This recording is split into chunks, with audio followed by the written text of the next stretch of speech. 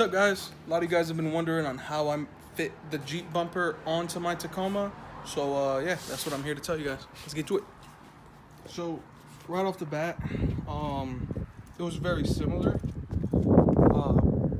This right here was extended kind of like that, but it was too narrow. So what I mean by that is into my scrap metal.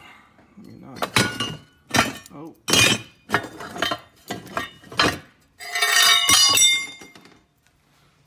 So this was something like that. I did cut off a lot of it, but it, obviously would hit into the body.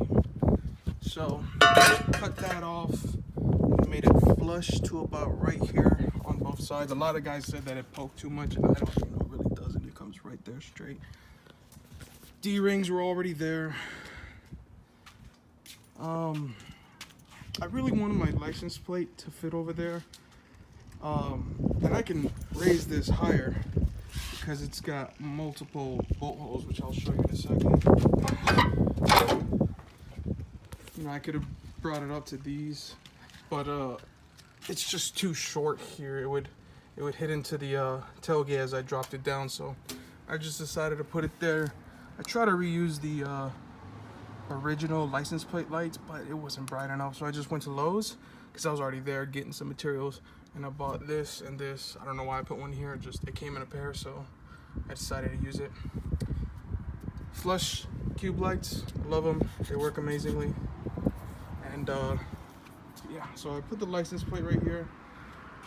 Here's the catch. It was originally over here on the Jeep with some big fat plate, so I decided to remove that all completely, put it here, and I think this is just more than enough. Kind of box that up right there. And actually, before I was able to put that on, I was using this. I was using it right there. I just didn't like it. This is cheap Chinese toggle lamp, and I didn't trust it. It's good for this application, but not much more. If you notice, the build kind of represents Overland under budget, with the table and how he latched it and stuff, kind of, in the sorts. But I kind of got fun with it. But yeah, that's that, and it does open up all the way.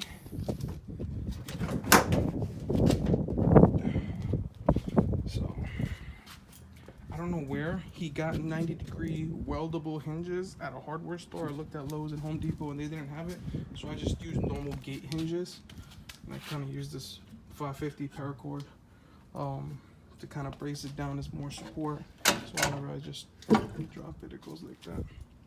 But yeah, that's it. Like I said, these I can raise up every notch.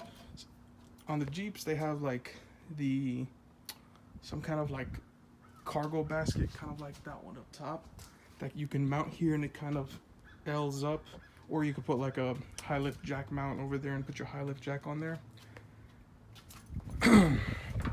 But the way I mounted this, it was not a lot of fabrication. You can see my ugly work right there and right there, kind of. No, but really, let me get my creeper.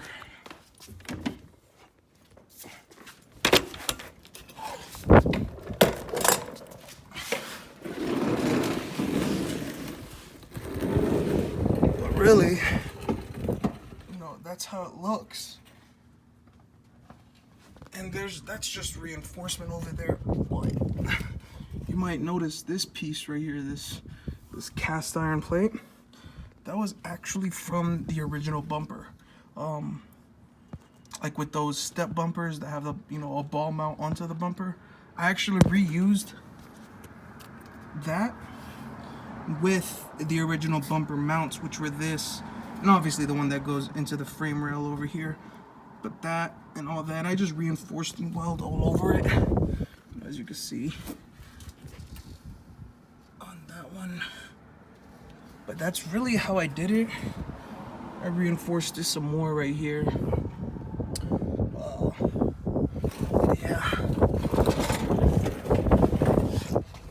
So, like I said, if you decide to buy one or find one or whatever, and it has like the bed cover protector or whatever the fuck you call it, the side bed panels, you will have to cut that off because the Jeep is much more narrow.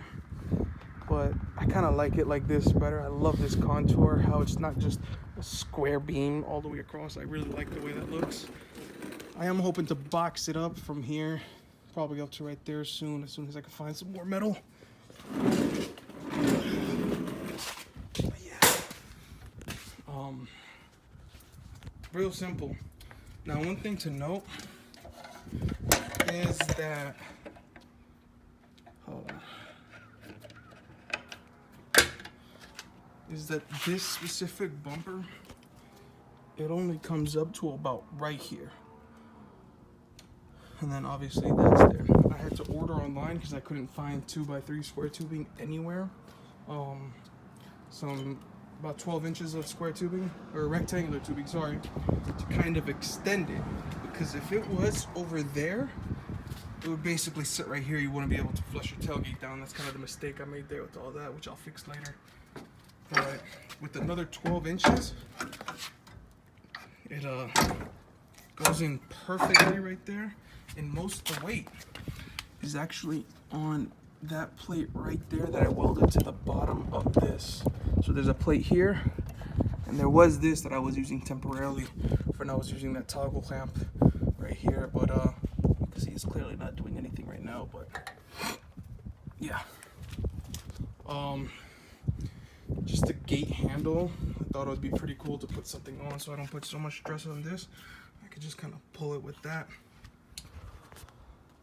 I am looking for a fifth one of my tires because, or wheels, sorry, because for the longest time I thought these were American racing wheels or Pro Comp or whatever, but they're not. Funny enough, they're actually from a GMC Jimmy, which I thought was pretty funny. I didn't even know they make 6-lug Jimmys, but when I searched up the serial number, that's what popped up, and I searched multiple times. So I just got my Steely donut on there. Yeah, this was amazing. Right after I got done kind of building the tire carrier, I found that on the marketplace for dirt cheap. This normally goes for about $120, $140, depending on where you get it from.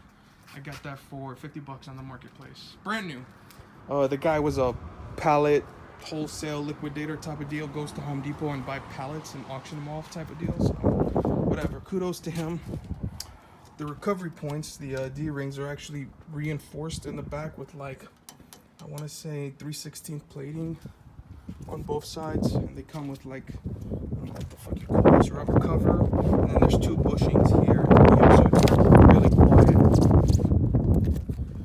Yeah, the hinge is not like a bearing hinge. It's just like a solid shaft. The shaft is just a tad bit smaller diameter than this, whatever this mounts onto and slides on. I couldn't find the cap for it. The owner didn't have any, but you know, I'm not gonna complain. It was free, so I just got this off of Amazon. Some 2-inch rubber cover, zip tied it on. It also has a threaded port to grease it up, so I put a grease Zerk fitting on there and you know, grease it up every oil change, I'm guessing. Haven't really gotten that far yet. These holes are from the old tire carrier mount that I had, which I hated. I wanted a tire carrier, but I'm not gonna order from 4X Innovations for $1,500. I think that's fucking insane. I'm waiting on getting a nice jerry can to put in here. I like the ones that we use at the Marine Corps. You know, they look pretty cool, black, that hard plastic. I feel like metal over time overheats, which I'm not sure. You can tell me if I'm wrong, but I feel like a metal jerry can out here in Camp Lejeune, North Carolina, will heat, and I'll open it up one day and it just busts out and fucks me over. So yeah, that's it. It's a really simple build, and you know, if you have your stock bumper, you can reuse a lot of parts from this. That part that I reused is the one where that's your ball mount, and there's like a cast iron type of bar that kind of comes up here. I reused that to essentially hold it and mount it in place. And also the brackets that are, you know, right there and right there. I don't know what the fuck you call them. I did have to grind them off because they're not like bolts. They were just flat faced bolts, you know, kind of like carriage bolts, but not carriage bolts. So I had to grind them out, but I got it to work. Those are my original pieces of the plastic bumper cover. If anyone's interested, I'll give them away for free. I don't really care about these anymore, but OEM. And that was the old tire carrier that I have. Came off of a Nissan Pathfinder, which is supposed to be mounted to the body, but whatever. The welder that I use is just a really cheap welder. It's called a Century FC90. And I got the welding kit, starter kit, whatever, which comes helmet, gloves, bandana, all that bullshit. I got them both for about $300, you know, because I am a Home Depot Pro Extra member. But great starter welder. A lot of guys out here use MIG welders or whatever, and you know, people who don't know how to weld or are poor like me, they can't afford that shit. This is cheap. It's basically a replica of the titanium Easy Flux 125 from Harbor Freight. This one's, I think, just a little bit better because it does less spatter, whatever. But yeah, this is it. Really simple, and you can get fun with it, you know. The one thing I really liked about this is I can still use my original frame mountain trailer hitch, which is a draw tight. Yeah, right there, draw tight. And I just put my trailer plug right here, mounted onto that piece of cast iron bar or whatever that's right under there. But yeah, that's really much it. License plate, aluminum bend, so that's cool. And yeah, cheers.